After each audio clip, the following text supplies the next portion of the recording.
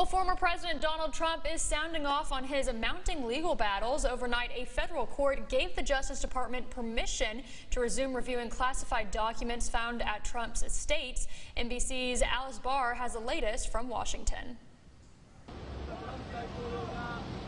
In a setback for former President Trump, a federal appeals court unanimously ruling the Justice Department can once again use the classified documents seized from his Florida estate as part of its criminal investigation that reverses a lower court's order.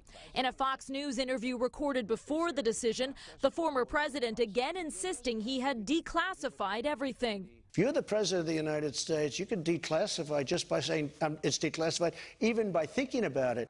One leading Senate Republican today casting doubt on that. I think there's a process for declassifying documents, and I think it ought to be adhered to and followed. The appeals court noted the Trump legal team had not presented any evidence about declassifying material. The dozens of highly sensitive records were among more than 11,000 government documents the FBI recovered from Mar-a-Lago.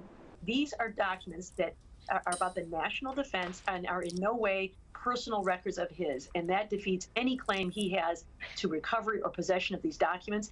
The former president also blasting a separate investigation into his business practices after New York Attorney General Letitia James announced she was suing Mr. Trump for fraud, accusing him and his 3 oldest children of lying about the value of assets to secure better loans and tax rates. The former president dismissing it as politically motivated. She said, we're going to get him. That her whole campaign was based on that.